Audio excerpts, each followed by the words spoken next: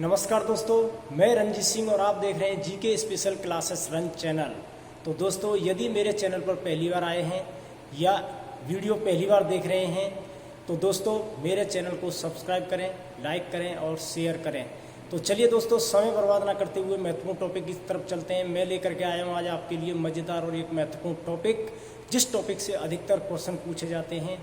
तो दोस्तों देर ना करो, कर लो अपने 2 नंबर पक्के। तो दोस्तों चलते हैं टॉपिक की तरफ, आज कुछ नया सीखते हैं। संविधान की अनुसूचियाँ। दोस्तों प्रथम अनुसूची, हम सारी अनुसूचियों को क्रमवार 12 अनुसूचियाँ हैं हमारे संविधान में, 12 अनुसूचियों को हम क्रमवार तरीके से पढ़ेंगे।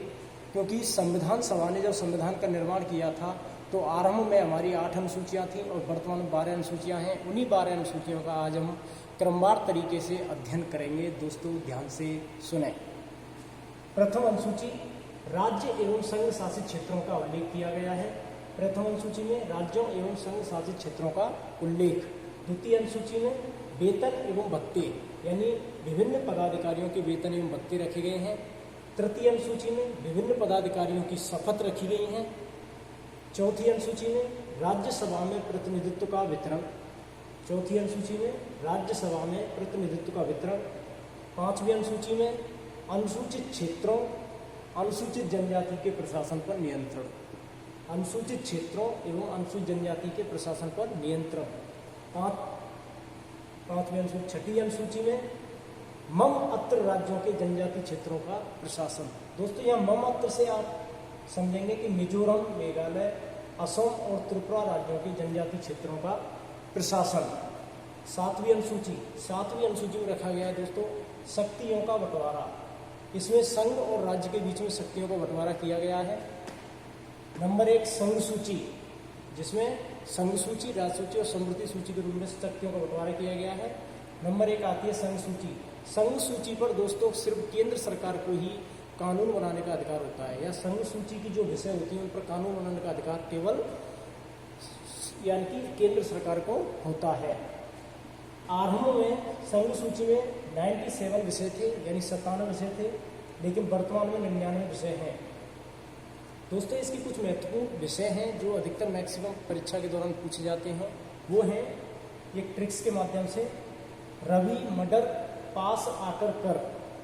रवि मर्डर पास आकर कर, इसका मतलब है, इससे समझेंगे, आर से राष्ट्रीय राजमार्ग, वी से विदेशी मामले, एम से मुद्रा, ड से डाकघर, टेलीफोन, डाकतार, आर से रेलवे, पा से पासपोर्ट्स, परमाणु शक्ति, आ से आयुध और कर से दोस्तों कर या निगम कर। ये संघ सूची के विषय जो मैक्सिमम परीक्षा में पूछे जाते हैं। नंबर 2 आती है राज्य सूची। राज्य सूची के किसी भी विषय पर कानून बनाने का अधिकार केवल राज्य सरकार को होता है।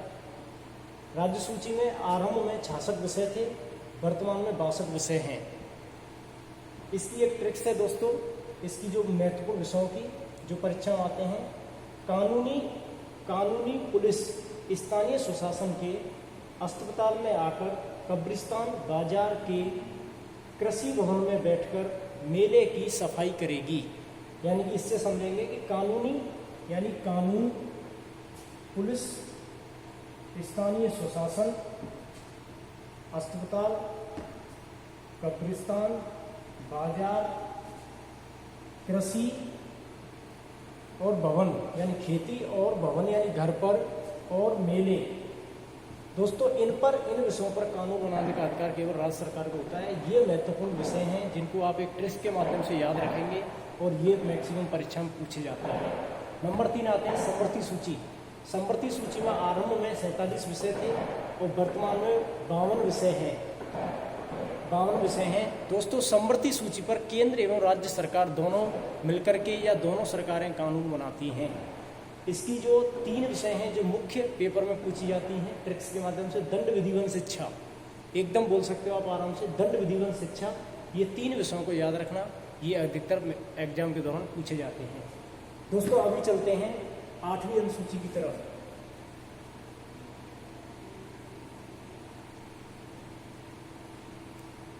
8वीं अनुसूची में भाषाओं का उल्लेख किया गया है।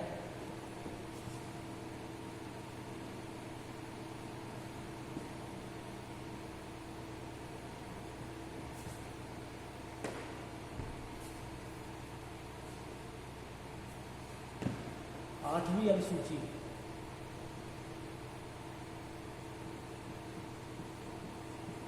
आठवीं अनुसूची में भाषा संबंधी उल्लेख।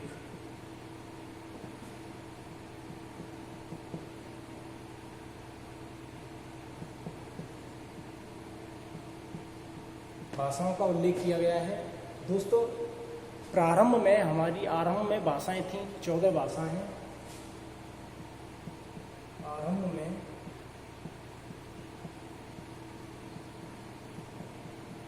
14 भाषाएं थीं, लेकिन वर्तमान में 22 भाषाएं हैं। वर्तमान में 22 भाषाएं हैं। 14 भाषाओं के बाद 8 भाषाएं जोड़ी गई, जिनमें 1967 में सिंधी, 1992 में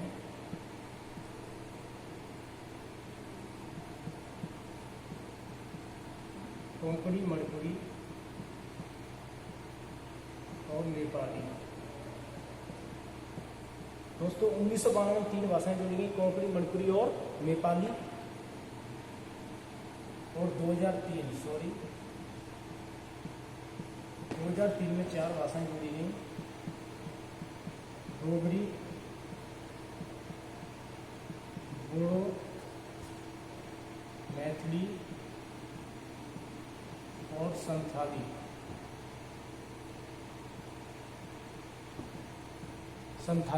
ये 4 भाषाएं जोड़ी गई। तो इसका मतलब 1967 में सिंधी भाषा जोड़ी गई, 1992 में कोंकणी, मणिपुरी और नेपाली जोड़ी गई, 2003 में डोगरी, बोडो और मैथिली और संताली जोड़ी गई। यानी कि 14 भाषाएं, 14 + 8 = 22 भाषाएं। तो दोस्तों आरंभ में 14 भाषाएं, वर्तमान में 22 भाषाएं और कुल जोड़ी गई 8 भाषाएं मिलाकर के होती हैं टोटल 22 भाषाएं हैं। ये थी हमारी 8वीं अनुसूची, जिसमें भाषा संबंधी उल्लेख किए गए हैं। दोस्तों अभी आती है 9वीं अनुसूची।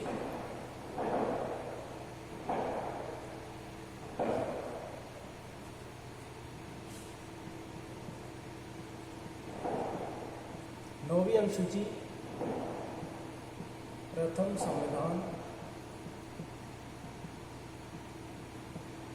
संविधान संशोधन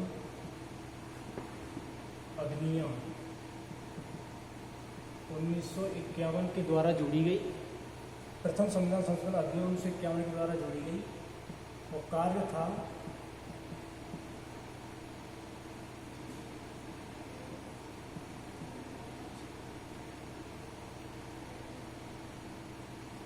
राज्यों की संपत्ति के अधिग्रहण की विधियों का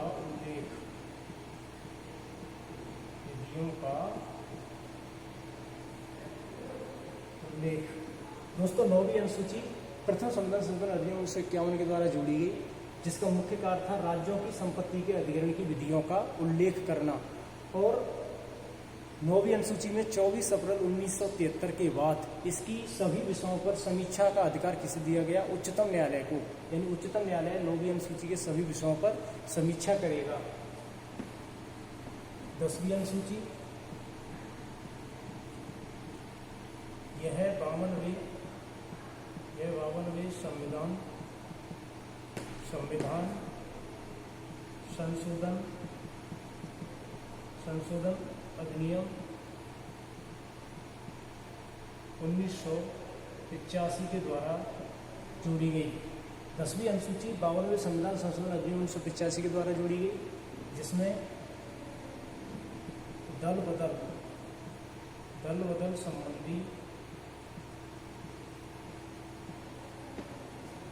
संबंधी प्रावधान रखे गए। दोस्तों 10वीं अनुसूची 52वें संविधान संशोधन अधिनियम 1985 के द्वारा जोड़ी गई, जिसमें दल बदल संबंधी प्रावधान रखे गए।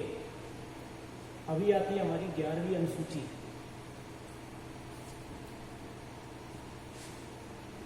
11वीं अनुसूची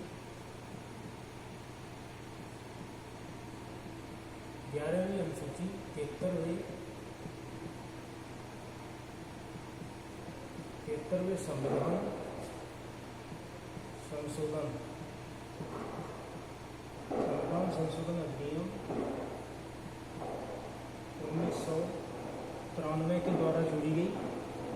1993 के द्वारा जोड़ी गई, जिसमें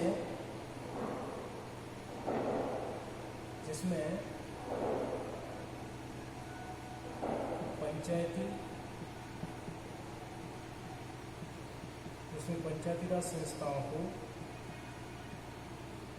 दोस्तों जिसमें पंचायती राज संस्थाओं को कार्य करने के लिए 29 विषय प्रदान किए गए, जिसमें पंचायती राज संस्थाओं को कार्य करने के लिए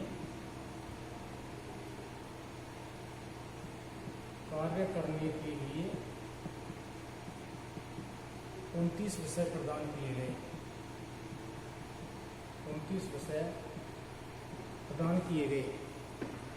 11वीं अनुसूची 73वें संशोधन अधिनियम 1993 के द्वारा जोड़ी गई, जिसमें पंचायती राज संस्थाओं को कार्य करने के लिए 29 विषय प्रदान किए गए। दोस्तों 12वीं अनुसूची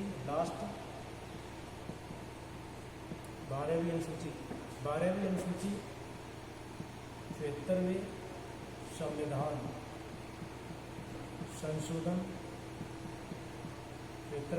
संशोधन अधिनियम 1993 के द्वारा जोड़ी गई, जिसमें शहरी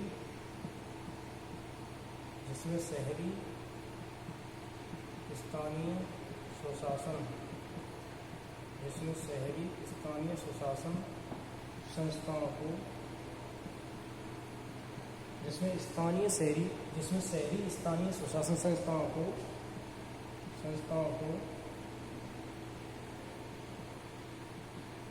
कार्य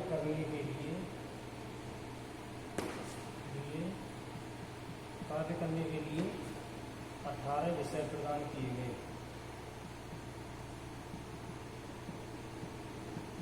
18 विषय प्रदान किए गए।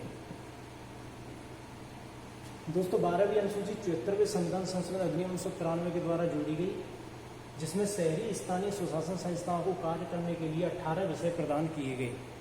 तो दोस्तों इस प्रकार थी ये हमारी भारतीय संविधान की 12 अनुसूचियाँ। तो मैं आशा करता हूँ कि आपको अच्छी प्रकार से समझ में आ गई होंगी, क्योंकि मैंने इनको क्रमवार तरीके से एकदम सरल भाषा में और सही प्रकार से पढ़ाया है। दोस्तों यदि मेरी वीडियो आपके समझ में आई हो या मेरा ये टॉपिक आपको अच्छा लगा हो, तो दोस्तों मेरी वीडियो को लाइक करें, शेयर करें और सब्सक्राइब करें। दोस्तों ध्यान रखना, लेकिन सब्सक्राइब करना ना भूलें। धन्यवाद।